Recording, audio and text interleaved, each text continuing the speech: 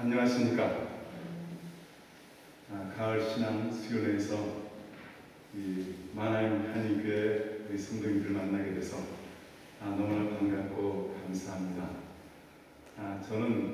아내와 저는 헝가리 부다페스트에서 지금 목사님께서 말씀을 해주셨고요. 제가 섬기는 교회는 쇼이시 빌라그샤드 레프로마투시 줄레케제, 그러면은 한국말로는 소금과 빛 개혁교회 헝가리 교회를 담임하고 있습니다. 저는 1년에 한두 차례 한국말로 설교할 기회가 있는데, 우리 한국 선교사님들하고 모일 때 또 이렇게 한국말 설교를 이렇게 하다 보면 말을 좀 때로는 조금 이렇게 버벅거릴 때도 있고 그럴 것입니다. 여러분 이해해 주시고, 또 여러분 성경 사용을 저는 이제 개혁 성경이라고는 저는 이제 보고 있는데 죄송합니다. 제가 새 성경이라고 하나요? 쉬운 성경. 네, 혹시 이해가 안 되더라도 좀 주목하셔서 보셨으면 좋겠습니다. 저는 이제 기도하면서 목사님께서 이렇게 연락을 주셨을 때 기도하면서 하나님께서 특별하게 여러분을 만나서 좀 제가 부족하지만 또 이게 나눌 수 있는 말씀이 분명히 있을 거다. 제 마음속에 기도하면서 이렇게 주셨던 것 같아요. 그래서 내가 흔쾌히 제가 가겠습니다. 그랬습니다. 그리고 제목을 비전, 사명, 헌신, 이 세 가지 단어입니다. 제가 젊어서부터 예수 그리스도를 나의 구주와 하나님으로 영접하고 지금까지 이 세 단어는 정말 나의 삶을 움직였습니다. 비전 드리븐 라이프, 미션 드리븐 라이프, 이렇게 나를 이렇게 움직여 왔습니다. 하나님이 주시는 비전이 무엇이고 또 사명이 무엇이고 우리가 무엇을 위해서 어디에 헌신해야 되겠는가, 그 얘기를 오늘 금요일, 내일 토요일, 또 주일까지 걸쳐서 여러분들하고 말씀을 나누고 싶습니다. 여러분, 우리가 비전이라 그러면 어떤 사람이 예수 그리스도를 자기 개인의 구주 하나님으로 영접한 이후에, 믿은 이후에 지금까지 살았던 모든 것들을 다 뒤로하고 새로운 가치관과 새로운 관점을 가지고, 그 믿음의 관점이죠, 가치를 가지고 보는 그 안목입니다. 이 비전이라는 것은 비유, 본다라는 것을 얘기해요. 새로운 안목과 새로운 가치관과 새로운 믿음으로 보게 되는 어떤 비유를 말하는 것입니다. 그럼 사명은 무엇입니까? 전 미션, 사명은 예수를 영접한 사람이 또 비전을 가지고 그 비전을 가진 사람이 사명을 갖게 되는데, 사명은 어떤 과제, 임무입니다. 내게서 난 것이 아니라 주어지는 것이고 부여되는 것입니다. 우리가 여러분 탐 크루즈 미션 임파서블, 그 미션이 무엇입니까? 주어지는 것, 임무입니다. 임무, 미션. 마찬가지로 하나님께서 우리에게 주시는 미션입니다. 사명입니다. 그리고 그 이후에 그 다음 단계, 그것은 동시적으로 될 수 있지만은 다음 단계에 그 사명을 가진 사람이 주님 앞에 자기의 삶을 주 앞에 세상과 어떠한 것보다도 우선하여 드리는 것이 자기의 생각과 마음과 뜻과 모든 계획들 주님을 먼저 하고 드리는 것이 바로 헌신이다. 우리가 먼저 사도행전 1장 8절 말씀 보면, 오직 성령이 너에게 임하시면 너희가 권능을 받고 예루살렘과 온 유대와 사마리아와 땅끝까지 이르러 내 증인이 되리라. 좀 이상하죠, 그죠? 개혁 성경을 하니까 좀 어색한 것 같아요. 그리고 마태복음 18장 20절에 예수께서 나와 말씀을 이루시되 하늘과 땅의 모든 권세를 내게 주셨으니 그러므로 인해서 모든 족속으로 제자를 삼아 아버지와 아들과 성령의 이름으로 세례를 주고 내가 너희 분과 모든 것을 가르쳐 지키게 하라.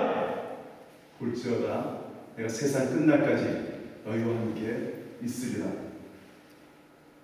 어떻게 그 사도행전 1장 8절은 어떤 행동 강령이라는 이렇게 본다면 마태복음 이 28장 18절 20절은 행동 지침이라고 볼 수가 있습니다. 오늘 말씀을 우리가 읽었는데요. 마태복음 준비가 됐나요? 네. 마태복음 24장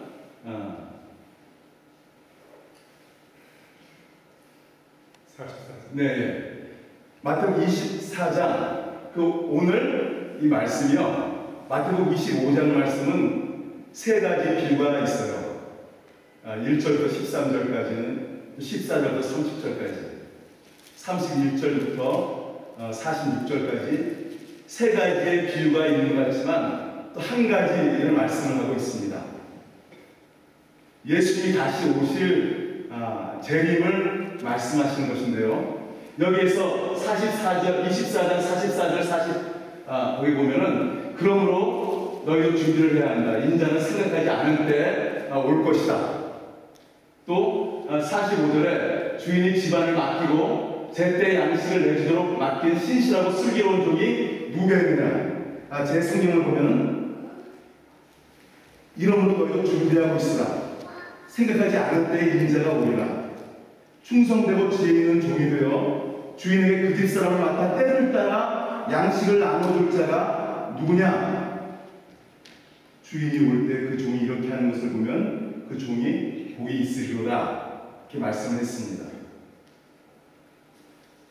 그 1절부터 13절 말씀, 슬기로운 처녀와 슬기롭지 못한 처녀. 슬기로운 처녀는 기름을 준비해서요, 신랑을 맞아서 잔치에 들어갔습니다. 슬기롭지 못한 처녀는 그 기름을 준비하지 못해서 문 밖에 들어오지 못하고 그러한 얘기예요. 또 달란트 비유도 마찬가지고 또 마지막 31절 46절까지 말씀도 양과 염소의 비유를 말씀을 하셨습니다. 오늘 이 달란트의 비유를 보면은 저는 이 달란트 비유가 제 신앙의 삶에서 또 지금 제가 이 복음을 전하는 제 선교사로서의 제 삶에서 전 너무나 많은 제게 타치를 해준 말씀입니다. 여러분 네네. 오늘 말씀을 보면요, 주인이 여행을 떠나면서 종들을 불러다가 자기의 재산을 나눠주게 됩니다. 또 한 종에게는 5달란트를 주고 또 그 다음 또 한 종에게는 2달란트를 줬습니다. 그리고 또 한 종에게는 1달란트를 줬습니다. 어떻게 줬습니까? 그 능력에 따라, 그 재능에 따라, 그 능력에 따라 그랬는데 그것은 누구의 관점에서 능력입니까? 나의 관점이 아니고 사람들의 관점이 아니고 주인이 보는 관점에서 그 능력에 따라서 5달란트, 2달란트, 1달란트를 주었습니다. 그래서 5달란트 받은 사람 이렇게 열심히 일해서 또 5달란트를 남겼습니다. 그리고 2달란트 받은 사람도 또 열심히 일해서 또 2달란트를 남겼습니다. 그런데 1달란트 받은 사람은 어떻게 했습니까? 그것을 가져다가 땅에 묻었습니다. 여러분, 참 이 말씀을 보면은 그 주인이 돌아옵니다. 그래서 이 5달란트를 받은 그 종에게 내가 5달란트를 남겼습니다. 그러니까 주인이 기뻐해서 자라있도다 착하고 충성된 종아, 네가 적은 일에 충성하였으니까 더 많은 것을 네게 맡기리라. 주인의 즐거움에 함께 참여할 것이다. 그렇게 얘기했습니다. 이 2달란트 받은 사람도 똑같이 자라있도다 착하고 충성된 종아, 네가 작은 일에 충성하였으니까 내가 더 많은 것을 너에게 맡기겠다. 주인의 즐거움에 참여할지어다. 여기에서 자라있도다 착하고 충성된 종아, 이 말은 무슨 말입니까?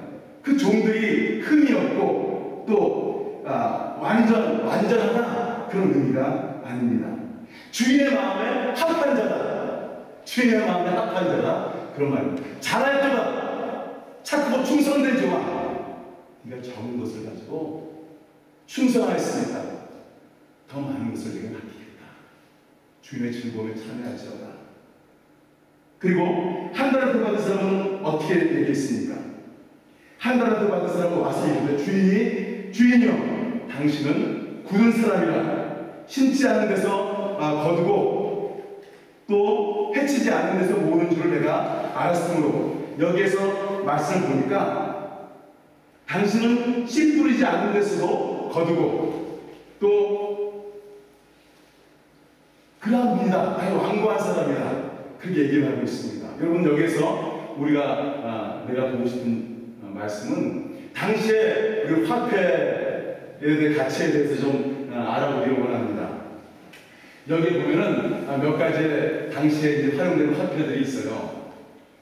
이게 보면 렙돈도 있고 또 아사리온도 있고 데나리온도 있고 드라크마도 있고 또 탈란트. 달란트는 어떤 화폐 종류가 아니라 질량, 화폐를 재는 그런 단위였습니다. 이 렙돈이나 오른쪽에 렙돈이나 이 드라크마는 그리스, 헬라 화폐라면 이 아사리온이나 데나리온, 이것은 그 유다 사람들이 활용하는 화폐였습니다. 여러분, 먼저 렙돈을 볼까요? 렙돈은 우리가 누가복음 21장에 보면은 예수님께서 헌금을 하신 부자들이 헌금하신 것을 보시다가 가난한 과부가 2렙돈을 헌금하는 걸 보면서 이 가난한 과부가 저들보다 더 많이 드렸도다. 저들은 많은 것 중에 드렸고 저 과부는 자기 가진 모든 것을 드렸도다. 그렇게 얘기했습니다. 여러분, 보통 우리가 이해를 하려면 이 유다 지표는 데나리온을 기준으로 해서 이해하기 쉽습니다. 한 데나리온은 한 그 노동자가 하루에 일을 하면 받게 되는 품삯입니다. 그리고 로마 군인들이 하루를 그 임무를 하고 받게 되는 것이 한 데나리온이라 그랬습니다. 그러한 이제 단위에서 이 렙돈 같은 경우는 128 렙돈이 돼야지 한 데나리온이 되는 거예요. 너무나 조그만 것이죠. 유로로 하면 0.1유로가 안 되는 0.367유로 그 정도 됩니다. 그러니까 2렙돈을 드렸다는 것은 그냥 0.7유로 그 정도. 한 렙돈하고 500원 정도 될까요? 그럼 그 조그만 그것입니다. 또 한 아사리온, 위에 아사리온이 있습니다. 아사리온은 마태복음 10장에 보면은 참새 2마리가 한 아사리온에 팔릴 것이 아니냐, 한 아사리온에 팔릴 것이 아니냐 얘기하면서, 그러나 하나님께서 허락하지 않으면 그 중에 하나도 떨어뜨리지 아니할 것이라 얘기하시고 너희에게는 머리털까지 다 세신바 되었나니 두려워하지 말라. 너희는 참새보다 더 귀하니라. 이렇게 말씀하고 있습니다.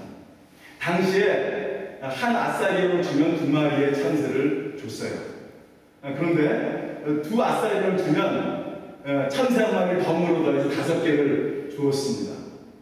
그렇게 보면은 너무나 그 작은 것이죠. 그 참새는 너무 조그마한 것이죠. 보잘것없고. 그렇지만 그 보잘것없는 것이 주님이 하나님이 허락하지 않으면 그 중에 아무것도 땅에 떨어지지 않으리라. 주님께서는 우리의 머리카락까지도 세임바 되셨다. 우리가 어떻게 가치 없다고 생각하는 것, 부족한 것, 그것까지도 하나님께서 귀하게 여기시고 주님께서 너희가 정말 참새보다 귀하다. 우리가 이 아싸리온을 통해서 볼 수가 있고요. 이 한 데나리온, 오늘 그 주인이 가면서 한 데나리온, 5데나리온, 2데나리온, 달란트, 5달란트, 2달란트, 1달란트를 줬는데 여러분, 우리가 5달란트 받은 그 종, 2달란트 받은 종은 그것을 열심히 일해서 또 5달란트, 2달란트를 남겨서 주님에게 가지고 왔습니다. 그러나 1달란트 받은 사람, 그 종은 그것을 가지고다가 땅에다 묻었어요. 뭐라 그랬습니까? 당신은 굳은 사람이라, 완고한 사람이라 해치지 않은 데서 거두고 심지도 않은 데서 거두고 아무런 투자도 아니하고 아무런 노력도 하지도 아니하고 거기서 거두기만 하는 그러한 주인으로 왔습니다. 그러니까 1달란트 받은 종은 주인을 구두쇠처럼, 구두쇠가 무엇입니까? 노력하지 아니하고 뭐에 투자하지 아니하고 무엇을 얻으려고 하는 그 1달란트 받은 종은 주인을 그렇게 생각을 했습니다. 그러니까 주인이 뭐라고 얘기합니까? 그렇다면 네가 은행에 그것을 맡겨서 이사라도 가지고 와야 되지 않겠느냐? 여러분, 1달란트는 작은 돈이 아닙니다. 당시에 6,000데나리온, 한 데나리온이 군인이 하루에 자기가 근무를 일하고 받게 되는 금료, 또 노동자가 하루 열심히 일하고 받게 되는 금료인데 6,000데나리온, 한 달란트는 6,000데나리온의 돈입니다. 그러니까 노동자가 말이죠, 약 20년 동안 쓰지 않고 모아야 되는 돈입니다.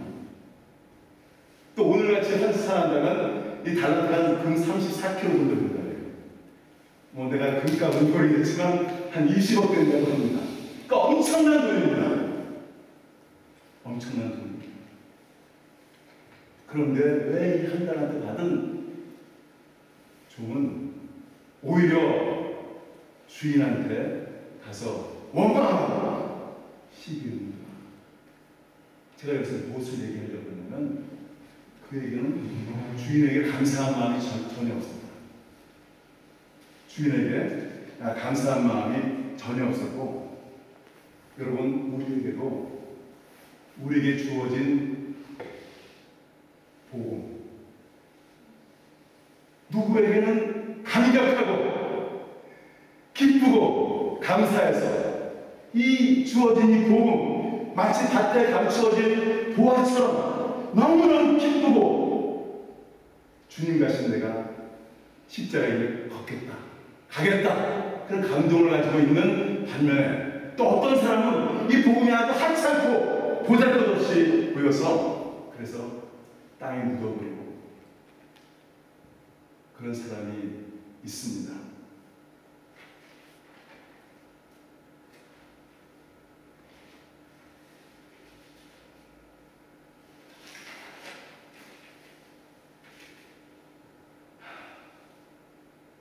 여러분처럼 지금 제 얘기를 드리려고 합니다.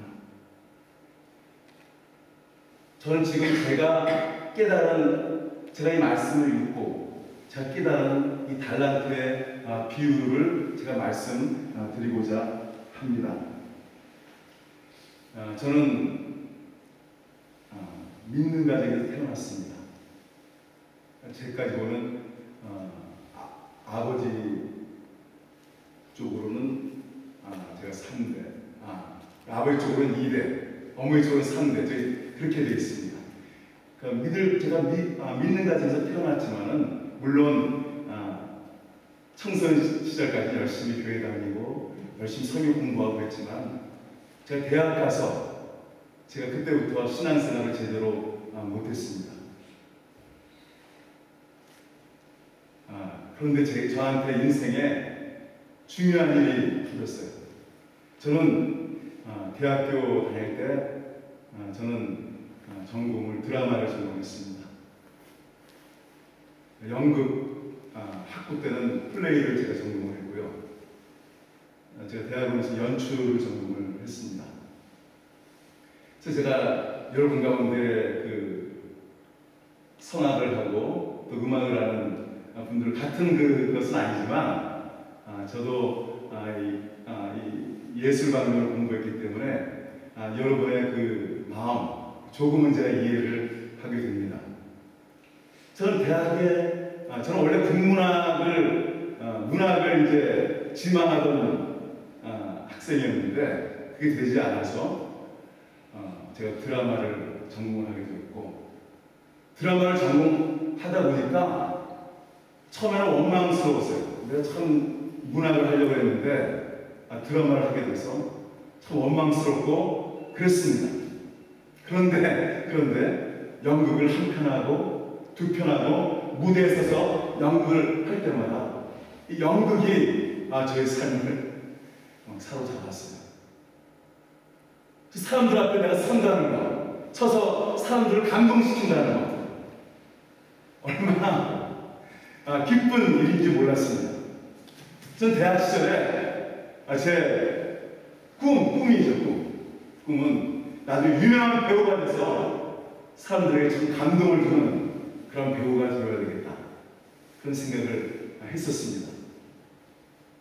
근데 제가 대학교 1학년, 2학년 돼도 연극을 해도 좋은 타이틀로를 맞지 못하는 겁니다. 주연을 맞지 못하는 거예요. 제가 생각해보니까 이 달란트 받은 이 친구처럼, 한 달란트 받은 친구처럼 다른 친구들은 주연도 하고 막 좋은 역을 맡는데 나는 좀 잘하는 것 같은데, 내가 생각하기엔 잘하는 것 같은데 이게 좀 조연을 맡는다거나 또 좀 못한 역을 맡으면 불만이 많이 있고 어려웠습니다.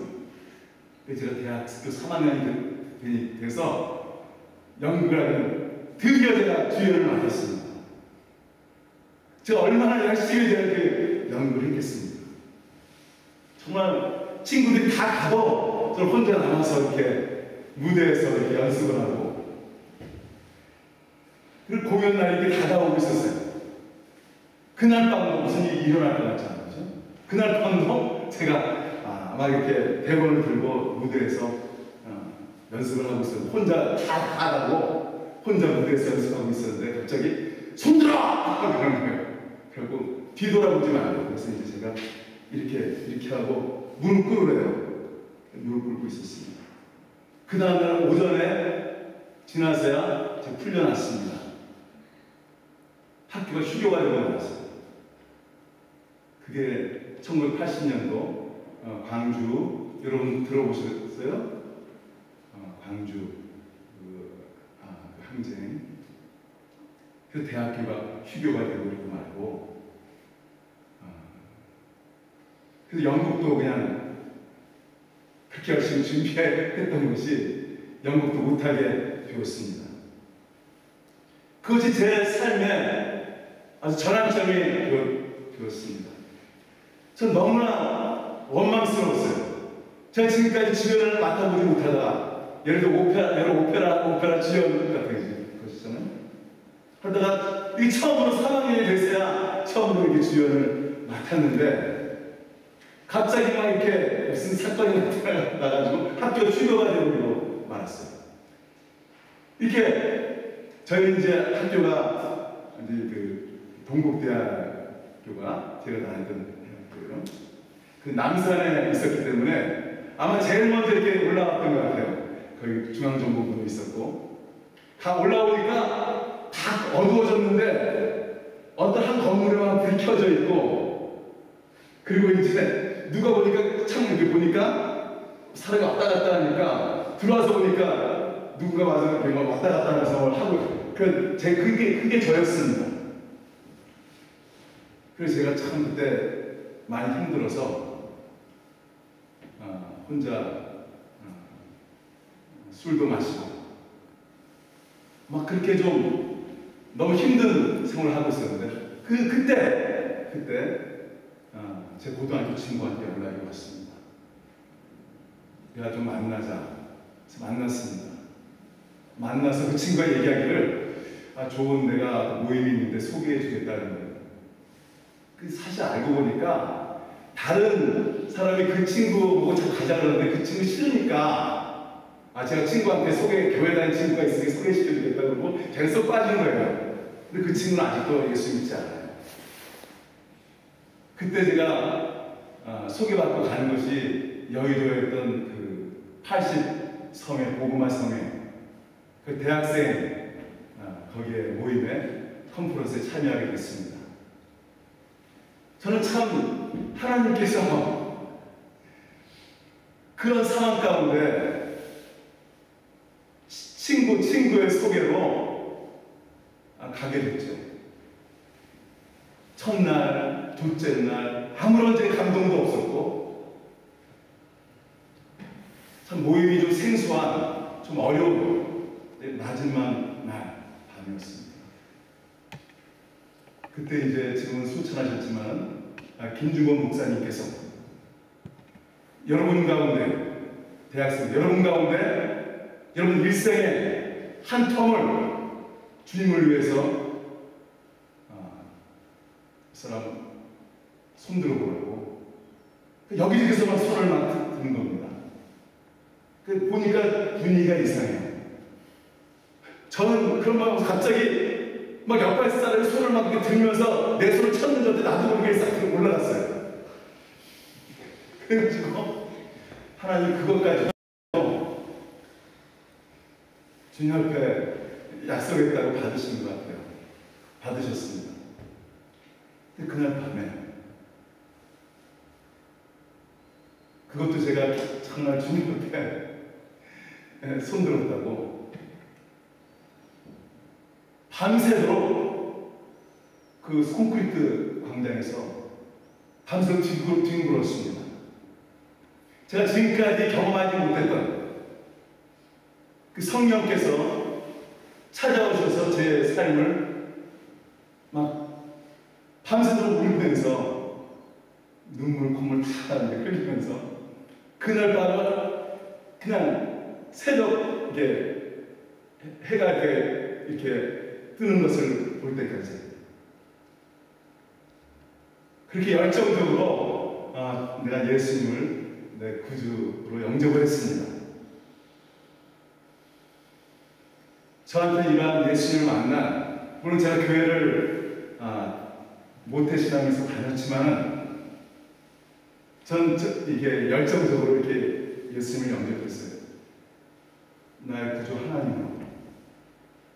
어떤 사람은 참 조용한 가운데 예수님을 이렇게 영접하고 만난 사람이 있고 또 저 같은 사람은 아주 그냥 열정적으로 만난 사람이 있습니다. 여러분, 저는 이 말씀을 보면서 그걸 깨달았습니다. 주인이 가면서 종들에게 5달란트, 2달란트, 1달란트를 주었는데 재능에 따라 주었다. 능력에 따라 주었다. 그랬는데 그것은 주인의 안목에 따라서 주었다는 것이에요. 그 능력이라는 것은 그러니까 하나님께서 하나님 보시기에 능력에 따라서 우리에게 주시는 하나님의 안목으로 주시는데, 저는 이 말씀을 어떻게 깨달았냐면요, 주인이 처음에 종들에게 처음에 한 달란트를 주고 그 종이 열심히 일해서 또 한 달란트를 남겨오면 잘할거다. 착하고 충성된 종아, 네가 저번 일에 충성하였으니까 더 많은 것을 내게 맡기겠다. 그리고 그 종에게 2달란트를 주고, 왜? 네가 잘해서 더 많은 것을 네게 맡기리라. 그리고 그가 또 2달란트를 또 받아서 또 열심히 나가서 또 그에게 또 2달란트를 또 5달란트를 주고, 이렇게 주님이 주신다. 저는 그렇게 이 말씀을 이해를 했습니다. 그럼 저한테 제가 대학생 선교단체에서 일하면서 내가 대학 시절에서도 대학원을 간 이유는 특별히 제가 뭐 공부도 그렇지만은 불교 학교였기 때문에 우리가 불법 단체였어요. 신앙단체들이.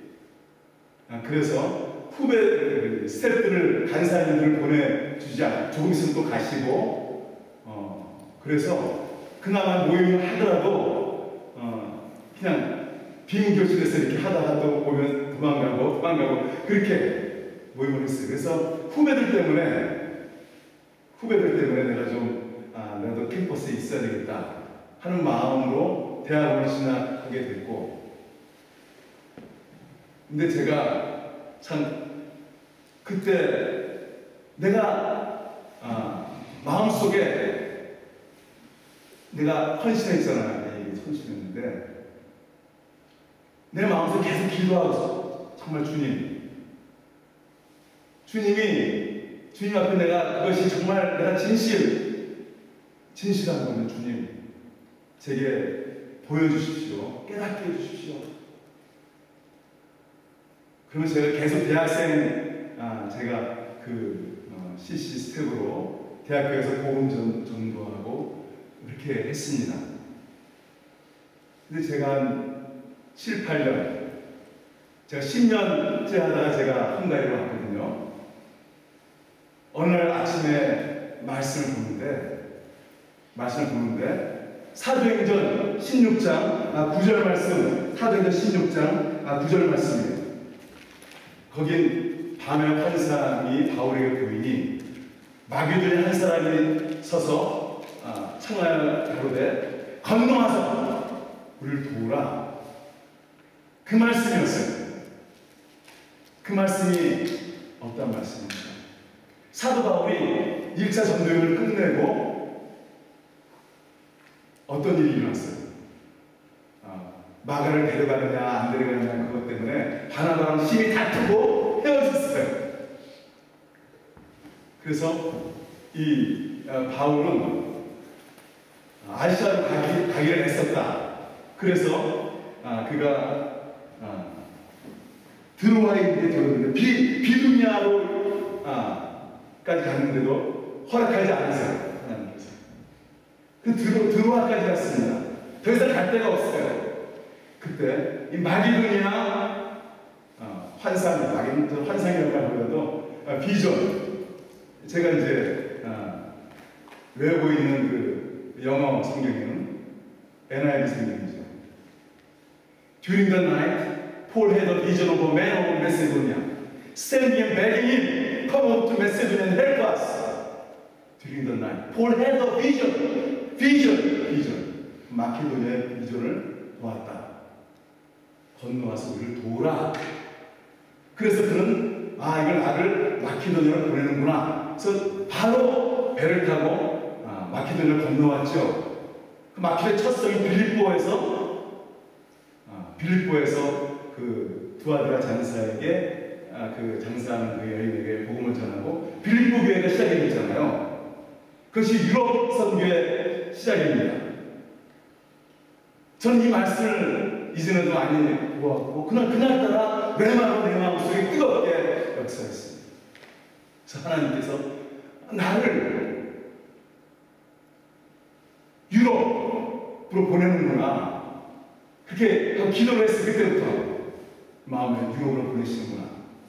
그때 하나님이 나한테 비전을 주셨다 말씀을. 여러분, 하나님이 주시는 이 비전은 나의 생각과 나의 계획에서 오는 게 아니라 하나님 분명히 말씀을 통해서 우리에게, 어느 날 목사님 말씀을 듣다가 어느 날 성경을 읽다가 기도하다가 하나님께서 주시는 것입니다. 저는 그때 하나님이 한다는 뜻을 주셨다고 생각했습니다. 꿈이 아니라 이제는 제가 배우가 되겠다, 또 유명한 연출자가 되겠다. 제가 대학원에 지나가면 조교가 돼서 학부 학생들 지도하잖아요. 네? 그럼 학부에 막 1학년 막 이렇게 들어오는 애들, 뭐 한석규라든가 최민식이라든가 뭐 이정재일까요? 이런 한참 후배죠. 이런 친구들이 많이 있었어요. 근데 이제 뭐 제가 갈 때 때로는 연기 지도도 하기도 하고 가르치기도 하고 또 시험 준비도 하게 하고 그러한 일을 했던 기억이 납니다. 근데 그건 꿈이었어요. 제가 배우가 되고 뭐 연출 하는, 그러나 꿈이 아닙니다. 여러분, 나는 여러분이 성악을 공부하면서 유명한 성악가가 되겠다. 예를 들자면 유명한 바이올리니스트가 되겠다, 피아니스트가 되겠다, 저는 유명한 배우가 되겠다. 그건 제가 예수님을 인격적으로 영접하기 이전에 나의 꿈이었어요. 드림이었어요. 그러나 예수 그리스도를 제가 나의 구주 하나님으로 인격적으로 영접하는 이유에 하나님께서 내게 그러한 삶이 아니라, 이제까지 걸어왔던 그 삶이 아니라 내가 완전히 돌아서서 주님을 가게 된 그것이 바로 비전, 비유가 달라지는 것이죠. 그것이 바로 비전이다. 여러분, 제가 제 얘기를 했는데 여러분 어떻습니까? 여러분이 정말 유명한 음악가가 되겠다, 여러분이 예수님을 믿고 또 주님 교회를 봉사 헌신하고 하면서도 여러분의 이전의 꿈이 계속해서 여러분이 정말 이 일을 통해 하나님께 영광을 돌리고, 그것이 비전입니다. 여러분 다시 한번 생각해 볼 수 있기를 바랍니다. 그래서 저는요, 이 말씀을 읽으면서 정말 하나님께서 처음부터 누구에게 가스달을 주고 처음부터 누구에게 두 달을 가스달을 주는 게 아니라 처음부터 하나님께서는 저는 제가 이해하는 말씀, 저는 그렇게 이해를 했습니다. 그렇게 하면서 그 다음에 저는요, 그때 우리 큰아이가 5살이었고 작은 아이가 2살 반 때였어요. 그때 이제 같이 손 붙잡고 헝가리에 왔습니다. 거기 와서도 열심히 대학생 사역을 했어요. 1년 동안 열심히 그 국립언어연수원에서 언어를 공부하고, 그리고 대학교에 가서 복음을 전하고 그렇게 했습니다. 그렇게 하다가 제 마음속에 좀 더 주님을 더 섬기고 싶은데, 왜냐면 아주 그 헝가리의 교회 헝가리 목사님들이 아주 보수적인 목사님들이 많이 계세요. 그래서 제가 그 당시에는 목사가 아니었습니다. 제가 신학을 공부 안 했잖아요. 그래서 제가 하나님께 기도해서 하나님 정말 주님을 더 섬기고 헝가리 교회를 더 섬기기 위해서 제가 좀 신학을 공부하고 싶습니다. 3년 헝가리 와서 3년이 지나서 94년도에 허락을 받고 성교의 허락을 받고 미국으로 건너가서 공부를 하고 99년도에 제가 미국에 있었지만 그날 계속 헝가리 선교사의 입장으로 기도하고 계속 제가 준비하고 그리고 99년도에 돌아왔어요. 그리고 돌아와서 계속 캠퍼스 사역을 가서 캠퍼스 나가서 복음을 전하고 그렇게 저는 평생 저는 이 대학생들한테 복음을 전하는 것이 제 사명인 줄 알았어요. 제 그것인 줄 알았습니다. 근데 어떤 날 제가 젊은이들과 함께 매년 제가 이제 연말에 금식 수련을 해요. 같이 이제 모아서 같이 우리 멤버들하고 그 해는 어떻게 우리가 이번에는 헝가리에서 하지 말고 또 우리 나가서 합시다. 그래서 아우슈비츠, 독일의 아우슈비츠에 폴란드의 아우슈비츠에 와서 거기서 금식을 아우슈비츠까지 와서 금식을 밤을 빌려서 금식을 하면서 말씀을 나누는데 그때 제가 가기 전에 준비했다기보다는 가져왔던 말씀이 이사야서 58장 말씀, 이사야서 58장 말씀 그 6절, 7절, 8절, 7절, 12절까지 보면은 그겁니다. 내가 기뻐하는 금식은 흉악의 결박을 풀어주고 멍에의 줄을 끌어주고 압제당하는 자를 자유케 하며 모든 멍에를 끊는 것이 아니겠느냐. 내가 기뻐하는 금식은 줄인 자에게 네 음식을 나눠주며 유리한 빈민을 네 집에 들이며 벗은 자를 보면 입히고 내 고육을 피해 스스로 숨지 않는 것이 아니겠느냐. 저는 거기 묻는 것입니다. 저는 거기 금식하러 갔어요. 그 금식하러 갔는데 제 말씀을 주제 말씀을 가지고 이 말씀을 이사야 말씀을 가지고 갔는데 말씀을 보니까 내가 기뻐하는 금식은 줄인 자에게 네 음식을 나눠주고 유리한 빈민을 네 집에 드리고 벗은 자를 보면 입히고 내 고육을 피해 숨지 않는 것이 아니겠느냐. 그리고 그냥 바로 그 다음날 그냥 같이 헝가리에 돌아왔습니다. 돌아와서 바로 그 다음날 우리 아이들하고 같이 남부역으로 집에 옷가지들 먹을 것들 가지고 남부역으로 갔습니다. 가서 그래서 노숙자들에게 복음을 전하고 그들에게 옷가지들 나눠주고 또 급식을 하고 그러면서 거기에서 거리의 교회가 시작이 됐습니다. 참 그리고 저는 오랫동안 거리에서 거리의 교회를 하고 그 노숙자들에게 복음을 전하면서도 깨닫지 못했어요. 이게 왜 하나님이 기뻐하는 금식인가? 어느 날 기도하다가 하나님이 깨닫게 하셨습니다. 왜냐하면 줄인 자에게 내 음식을 내가 먹을 것이 있는데 내가 밥 한 공기가 있다고 합시다. 있는데 줄인 자에게 그것을 주면 나는 금식하게 되잖아요. 또 유리한 빈민 그 노숙자가 있어요. 그럼 내 집에 방학하게 된다면 난 나와야 돼요. 그렇죠? 또 내 옷 한 벌이 있는데 내가 그 헐벗은 자를 내가 주면은 나는 옷을 못 입고 그렇죠? 그게 하나님이 기뻐하는 금식이구나. 그걸 몇 년이 지나서야 말씀을 깨닫게 됐습니다. 그것이 바로 제가 이사야 58장 제가 말씀을 나누다가 깨닫게 됩니다. 그때 하나님이 나에게 미션, 사명을 주셨다. 그렇게 생각을 했습니다. 제가 어느 날 거리의 교회에서 제가 말씀을 전하는데 이 달란트 비유를 하게 됐어요. 그리고 내가 달란트 비유를 하다가 여러분 그 노숙자들이죠. 여러분 몇 달란트 받았습니까?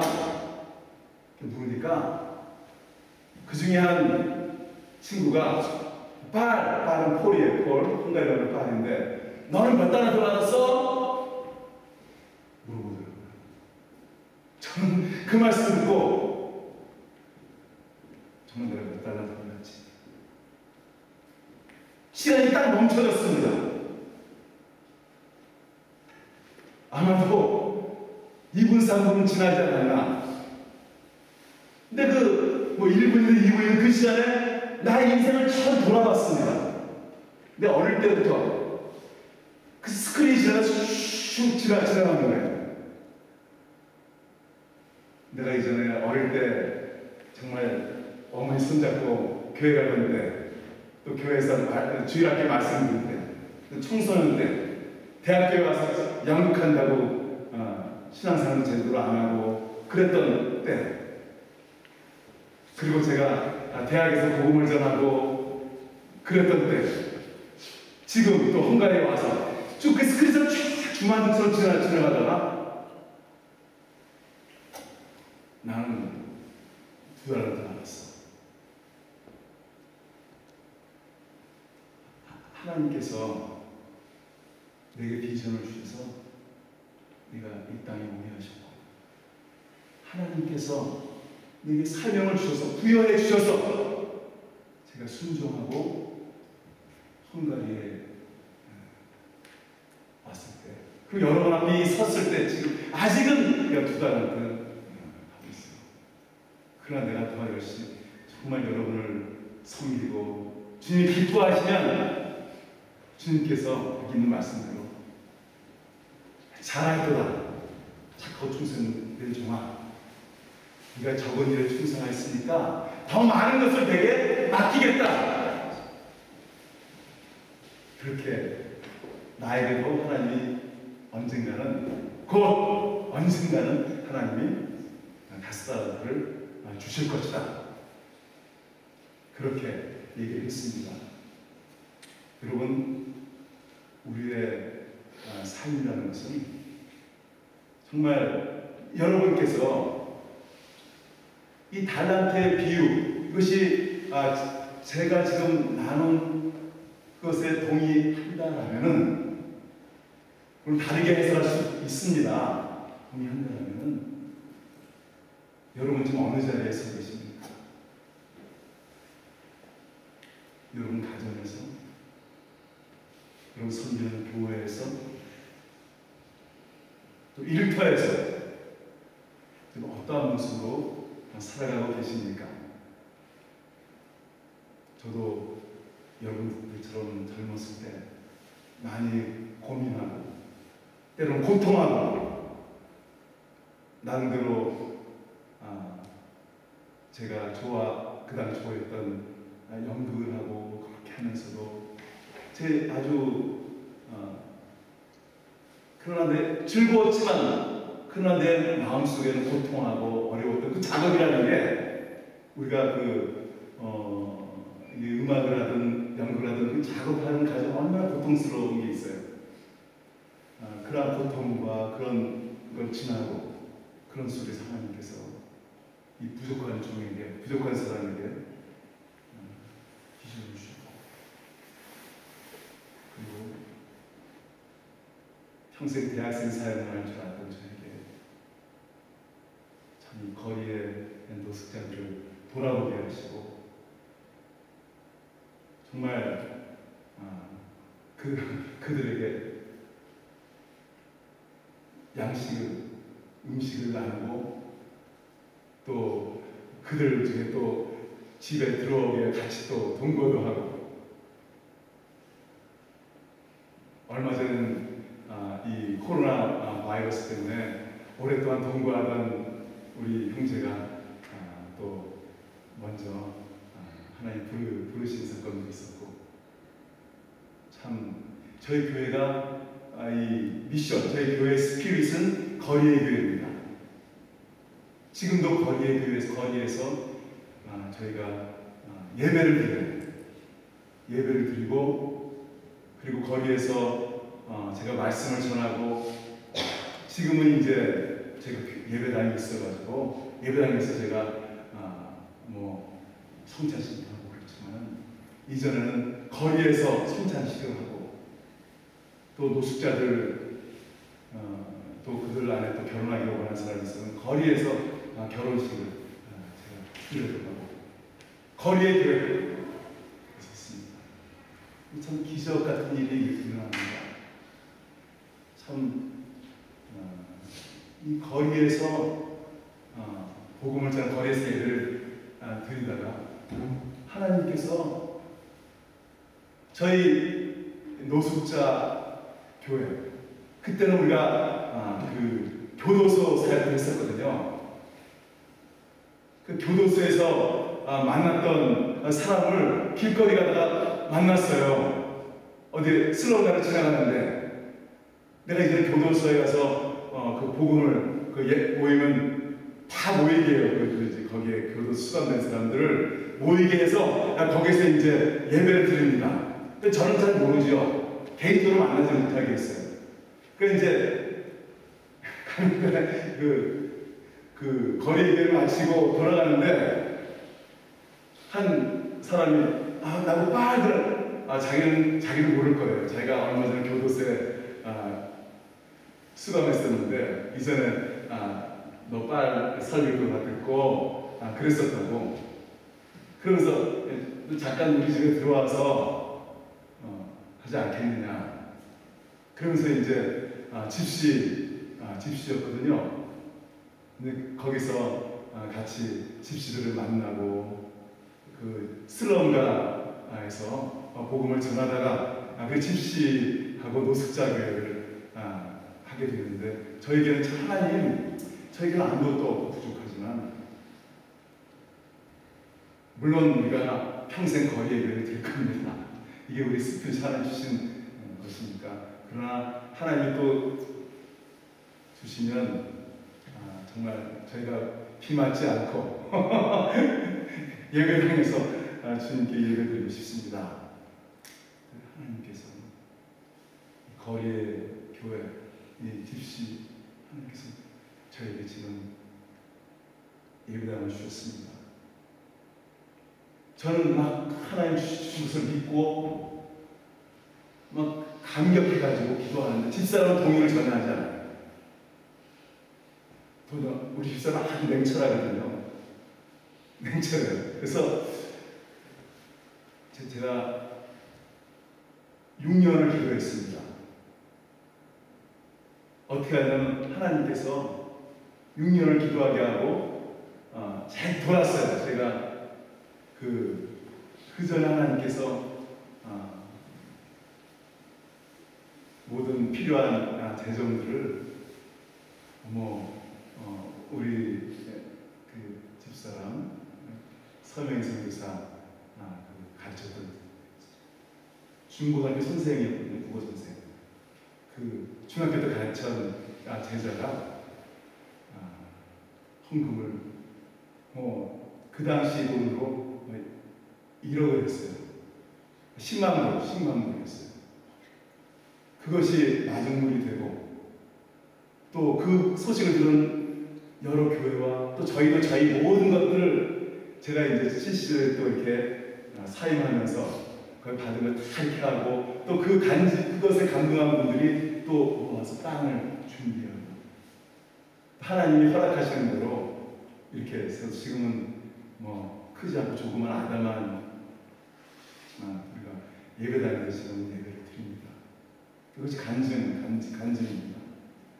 간증이고, 지금은 참 하나님도 특별한 도가 없다는 걸 지금 알아요. 지난번에 시리아 난민들이 있을 때, 몇 년 전에 있었잖아요. 그때도 시리아 난민들을 저희 교회가 섬기게 하다가, 이번에 또 우크라이나 전쟁이 있으니까 우크라이나 난민들도 섬기게 해서 같이 지금 예배를 드리고 있습니다. 주일마다 예배. 오늘 이번 주일도 거기에 오신 분들 중에서도 목사님이 되셔서 좀 뒤에 맡겨놓고 왔습니다. 참 저희도 지금 31년이 지났습니다. 헝가리에 이제 온 지 31년이죠. 헝가리 선교사라는 이름으로 저희가 살아온 31년이 됐습니다. 저도 이제 64.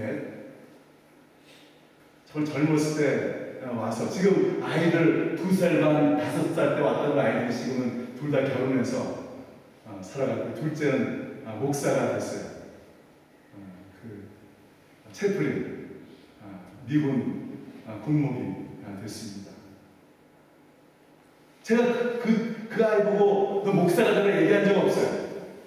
그 하루는 목욕탕에 같이 갔는데 그 아들이 등을 밀면서 아빠 내가 왜 신하들하고 목사가 된지 아냐고.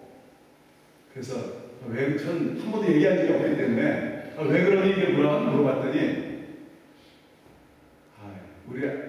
우리 형하고 나도 둘 중에 얘기를 했대요. 얘기를 했는데 둘 중에 하나는 아빠 뒤에서 목사가 돼야 되는데 내 마음에도 그러는데 돼야 되는데 그렇게 얘기했대. 둘이 얘기하다가 형은 우리가 참 가난하게 살았기 때문에 형은 좀 돈을 많이 벌어서 좀 주님 일에 많이 서포트하고 자기는 그럼 자기 목사가 되겠다. 그렇게 됐습니다. 참 이 시간 제가 말씀을 마치고자 합니다. 말씀을 마치고자 하는데요. 정말 하나님께서 저를 이번에 여러분 교회에 불러주신다고 저는 믿습니다. 이 시간 우리가 잠깐 기도하고 하나님께 우리가 한 가지 기도했으면 좋겠습니다.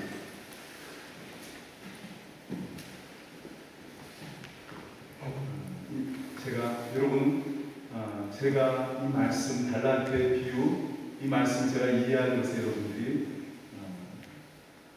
수긍 동의를 하신다면 나는 지금 어느 자리에 있는가? 저와 여러분은 지금 어느 자리에 있는가?